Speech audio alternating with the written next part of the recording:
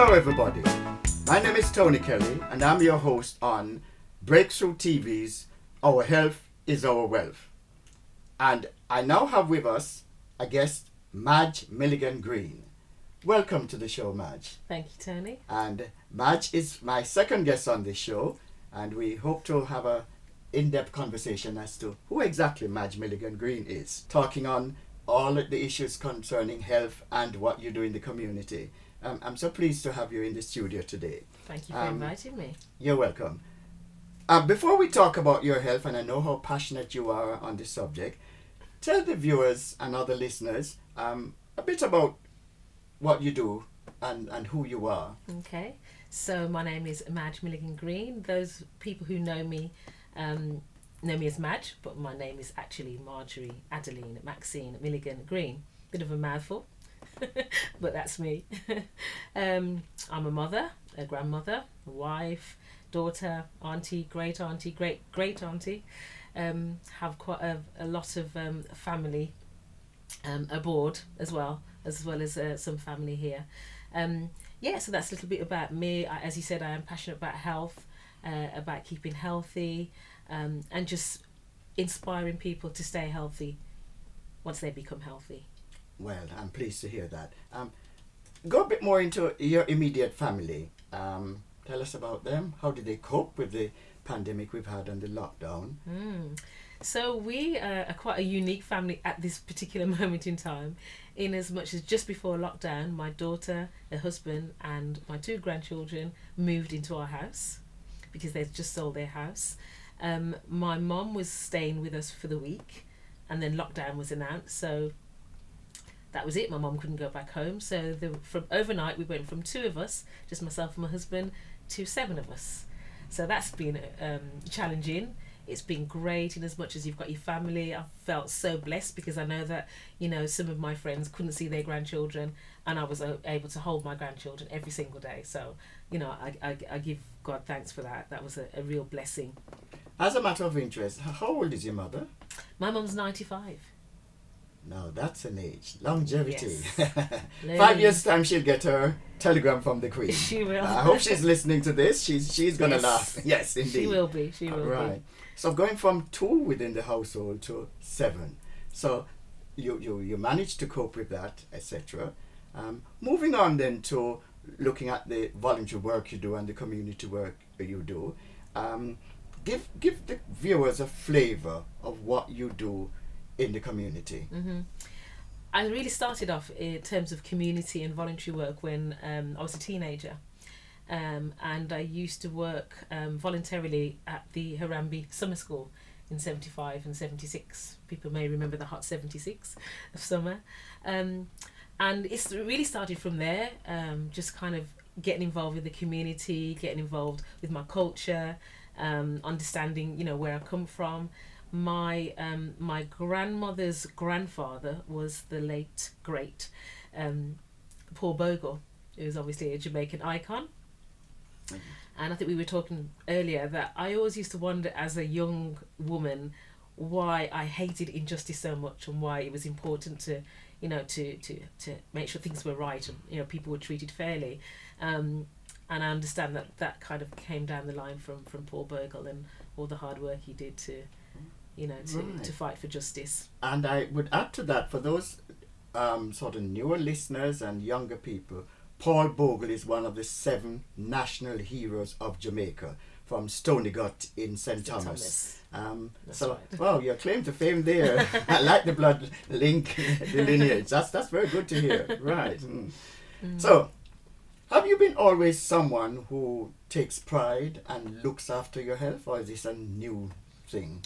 No, I always have. As a young child, my mum sent me to dancing school where I did ballet and tap and modern and acrobatics, and so I've always been an active child. I must say I was always quite a sickly child as well, but still active. I think we also mentioned earlier on that my other claim to fame was that I appeared on Opportunity Knocks. For those of you old enough to remember Opportunity Knocks, doing acrobats with my dancing school. That was back in 1975. Wow. That was a great experience as well. Really good experience. Go Really? down to London as a teenager and be all involved in the lights and everything. It's a pity BBC television doesn't have the archive, so you could show your I know. grandchildren. I've tried quite I a few can imagine. times. Yeah, Yes, sadly. yeah. And so that was, as I said, as a young child, I did a lot of dancing and so on. And then as a young adult, I went back into netball, played netball at school. But as a young adult, I used to play for a team called Broadway. Any Broadway listeners listening? We played for many, many years and loved that, really enjoyed that. When my daughter started dancing school, they had an adult tap class, so I went back to do my tap dancing as well. So I did that for quite a few years as well. And I love tap dancing. I could tap dance forever. I love tap dancing. And then you go to the gym. You just keep the fitness regime going. Yes, I've always been active. Always tried to. I admire these qualities because it's about the get up and go. It's about movement. It's about not sitting down, the proverbial couch potato, sedentary type lifestyle. You're a get up, go, and a mover. Yes. And I like it, and you've continued to do that. Right. So moving on then, Madge, tell us your view, and these are your views, about the whole experience of the coronavirus and the COVID-19 and the disproportionate number of black people who have succumbed to it. Some have died, some have ended up in intensive care unit, and others have ended up getting the disease itself. Yeah. What's your view on that? Why is that, you think? Yeah, it's really difficult because I'm not a scientist, but I do have my own personal views about how it's affecting disproportionately people from our communities. And there's a number of things. Obviously, there's the underlying health issues that unfortunately a lot of older adults have, or middle-aged older, like diabetes, like hypertension, that sort of thing. And obviously that doesn't help once you get any type of virus. And the other thing I have to say is that I think that this virus is here to stay. It's going to be like the flu, and everybody may or may not get it at some stage in their lives. And it's about how you cope with that, how you look after yourself, whether you stay in bed for 2 weeks or a week, whatever it takes to get over it. But again, going back to the question that you asked, it's about the food that we're eating, exercising. Unfortunately, it's about where we live as well. And being obedient, because some of these lockdown measures, they are tiresome now. People have enough already, but they're going to keep us safe. Wearing a mask is going to keep us safe. Keeping our distance, not going to unnecessary functions and parties that you don't need to go to. So we just have to be mindful of those things and remember that we are always going to be at risk because of our socio-economical background. We're always going to be at risk.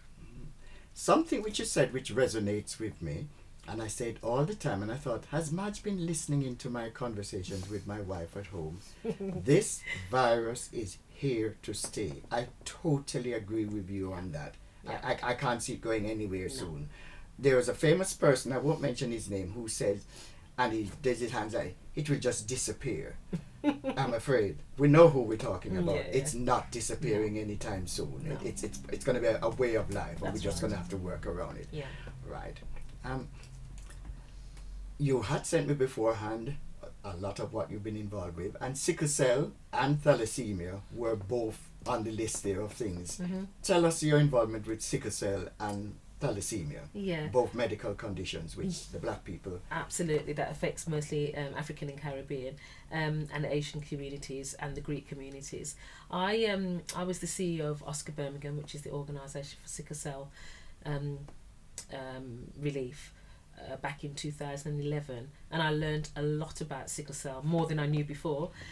My husband of 23 years is a carrier, so he's got the trade, what they call the trade. So he doesn't have the full-blown disease. However, he does suffer with pains in his joints and gets tired very easily, quite fatigued. And I used to complain you're always sleeping. But that's a side effect, unfortunately, of it. Sickle cell. Again, I think we mentioned before, I was talking to you before about how it affects African and Caribbean people, and thalassemia mostly affects people from the Asian continent and the Greek continents.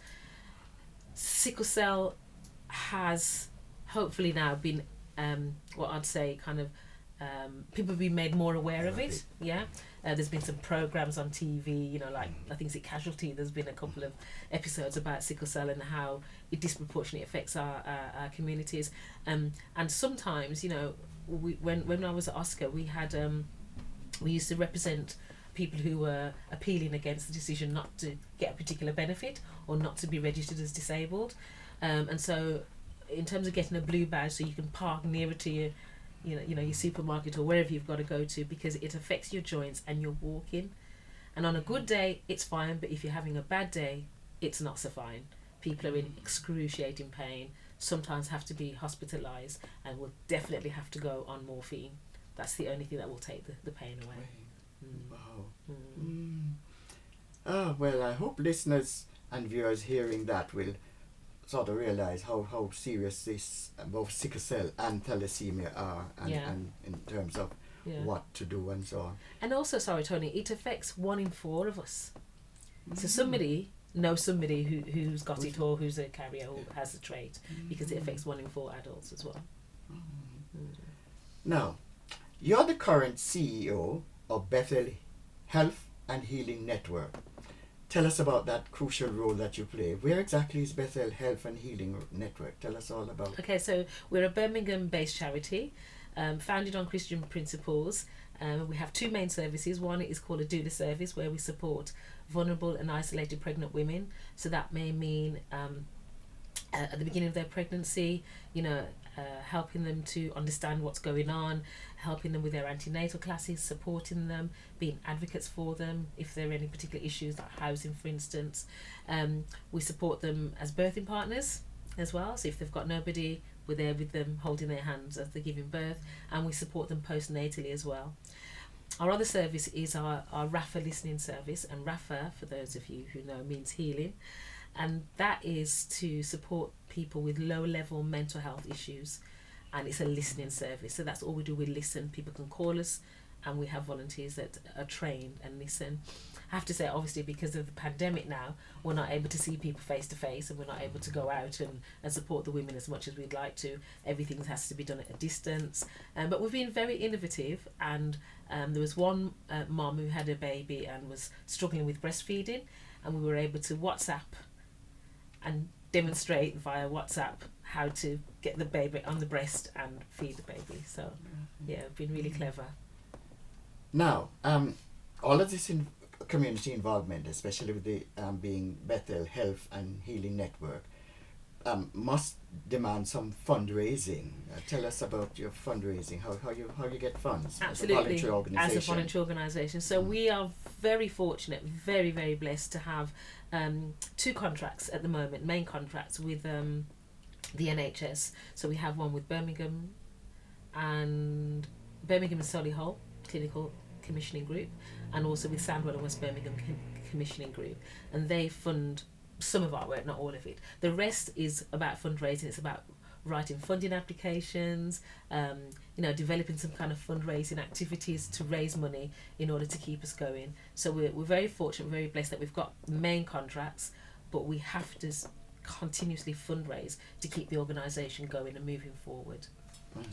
Can I just go back to the people you help within the entire setup? Are they only African, Caribbean, and Asian people, or you cover all ethnic groups? We cover vulnerable and disadvantaged people, and that can come in any type of communities. Right. By virtue of us being in Birmingham working with vulnerable and disadvantaged, the majority of our clients or service users are from a minority or background or disadvantaged background, but it's not exclusively for African and Caribbean. That's good to hear. Is there scope for people to volunteer? There might be people, viewers and listeners, thinking, well, that's something I'd like to become a volunteer or get involved with or help out with. Absolutely. We could not run our organisation without volunteers. Our volunteers are the backbone of Bethel, for both services, both as a doula, which are mainly women, but we wouldn't exclude a man because there are male midwives, and obviously mix for the listening service. And so if people are interested and think, wow, I'd love to get involved with something like that, yeah, we're always looking for volunteers, and I can give you the details at the end. All right. So they go through a process, and yes, they go through a not process. Everybody who puts themselves forward, but they're trained. You offer them training. Yes, okay, that's good to hear. Yes, absolutely. Yes. Yeah. Now, believe it or not, I saw you as large as life on our television screen. We were having our evening meal, myself and my wife, and there was Madge on BBC Midlands Today. I thought, oh my gosh, Madge has gone up in the world. And they did a slot on you, which I'm sure.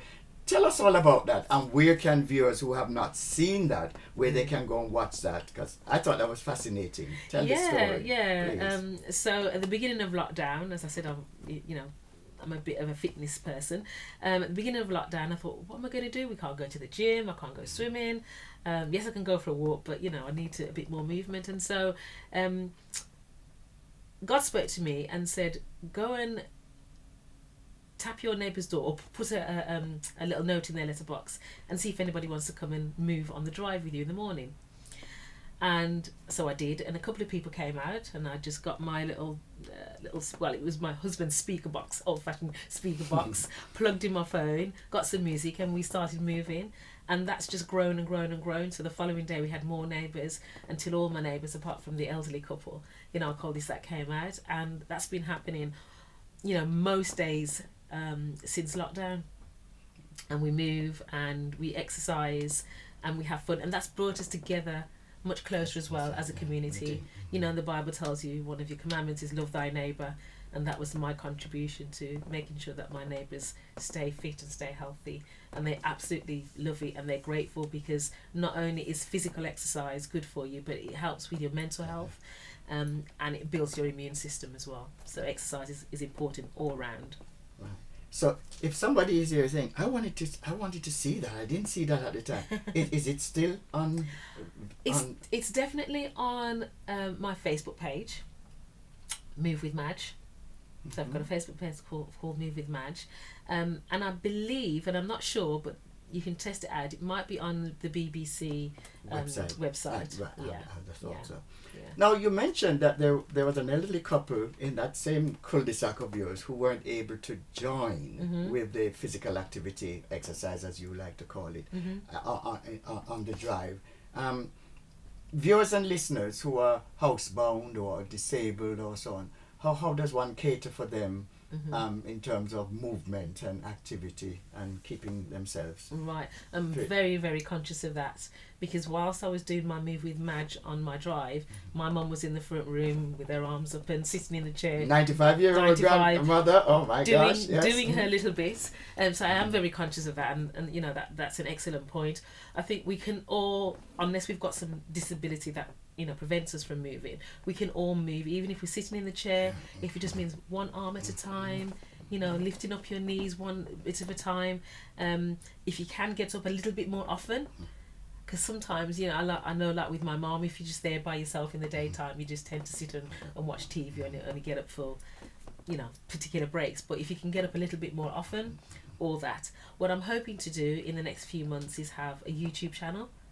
So Move with Madge is kind of moving up, should we say, so that come the winter months when we can't actually get out there on the drive, people have some content. They can go to the YouTube channel and they can have some workout videos that they can just work out to. So I'm hoping to do that in the next couple of months, and I will make sure that I cater for people with limited mobility as well.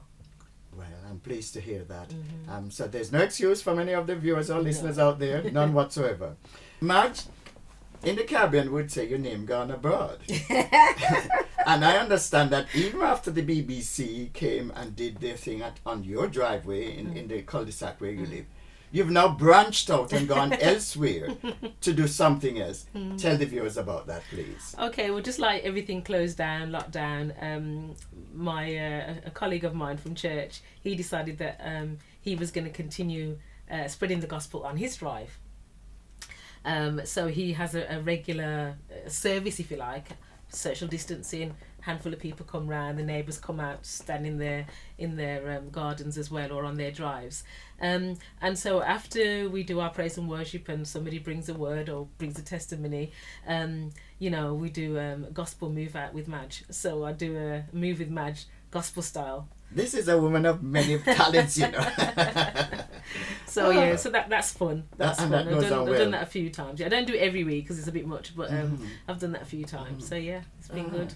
So that would be, because I've been to Cannon Street Memorial Baptist Church on a number of occasions, and I just love the praise and worship in terms of, especially when the singing starts and everybody's on their feet and so on. So I can imagine that being done on the drive in the open air, and everybody and the social distancing and everybody's just doing whatever. Wow, that's good. It's fun. It's fun, and it's spreading the gospel as well, and you're exercising as well. As well, They talk about social distancing. It's also social prescribing, because I'm a firm believer in what you're doing, Madge. Instead of heading everything to the GP for the tablets and the medication and the pills and the potions, nothing more than movement and physical activity and singing, musical therapy. All those things are good for mind, body and soul. Absolutely. Madge, keep it up. You're doing wonderful. And lots of water. And lots of water. Yes, be hydrated. Always have my water. Oh, absolutely, absolutely. Yes, we mustn't forget that. And you notice Madge Milligan Green said water. She didn't say pop. No. She did not say pop or fizzy pop. Water. Yes. Plain water. Yes. Right. Can I ask you, does your faith play a part in what you're doing in the community? And if so, in what way? Oh, absolutely. I am a born-again Christian. I was brought up in church, as many of us were as little children, going to Sunday school and so on. But my faith is what grounds me, what keeps me going. All of us have days when we're feeling very, very low, and prayer works for me.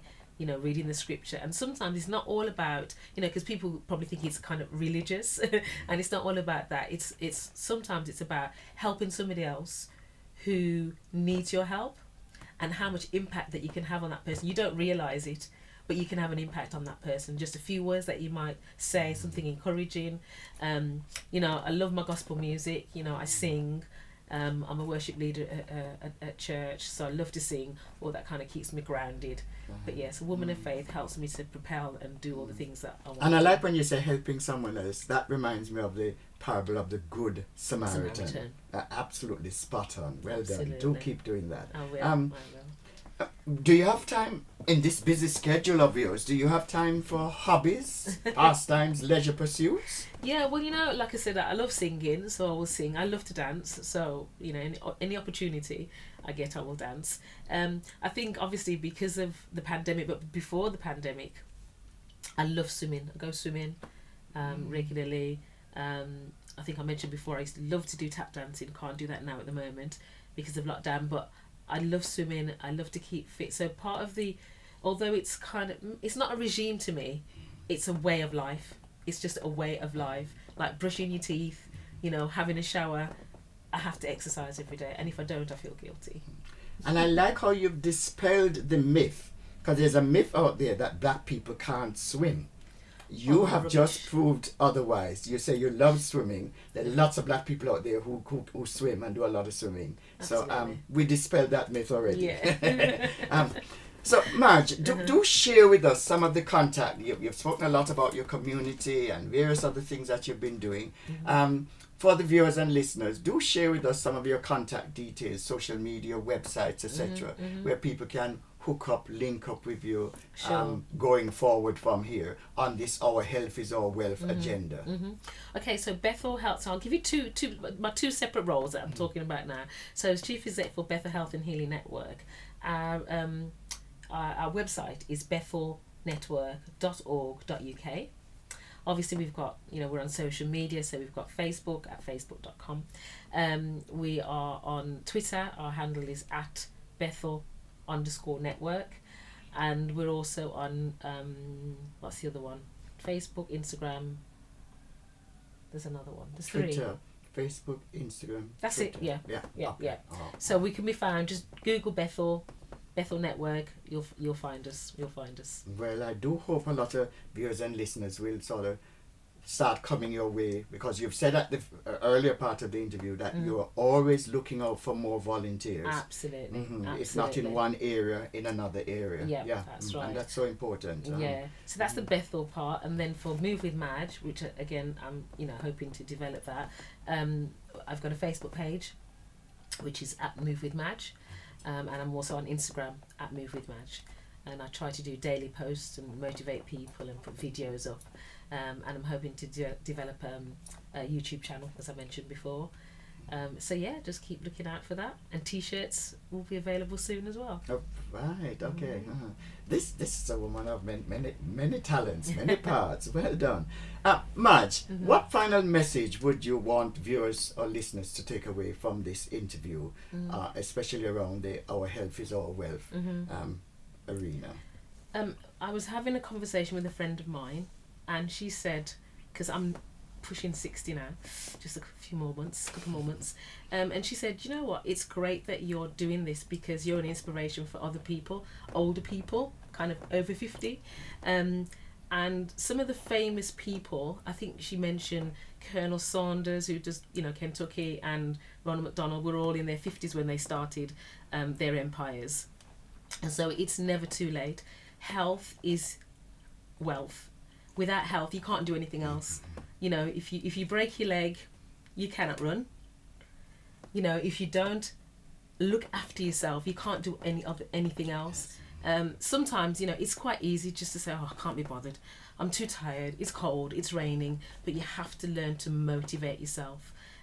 It's not easy. I'm not pretending that it is. And there are some days that I just think, oh, I can't be bothered today. But I know that once I've exercised or moved, somehow I'm going to feel better.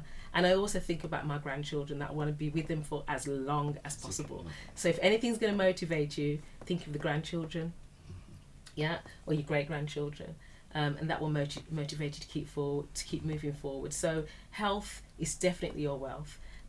Money comes and money goes. Health is the most important thing.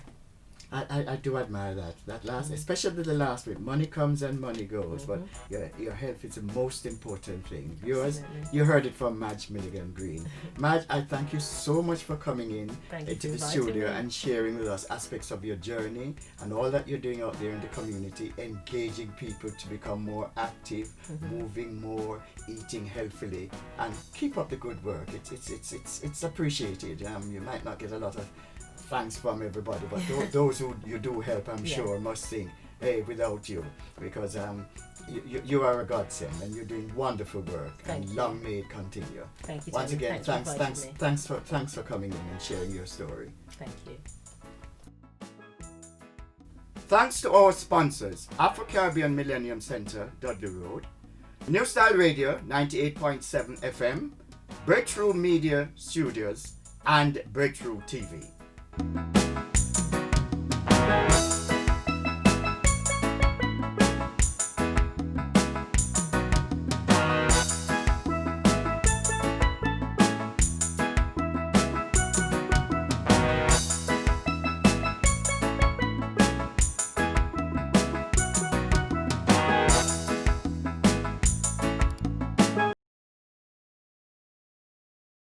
Hi, this is Tony. Our next guest on Our Health is Our Wealth show on the Breakthrough TV is Dr. Melrose Stewart. Dr. Melrose Stewart is a lecturer at Birmingham University, and she has an MBE, just awarded the other day, and she is very much involved in health and well-being. Tune into her fantastic story that she has to tell, both from a professional point of view as a lecturer and also the things she does in life to make sure she keeps healthy and well.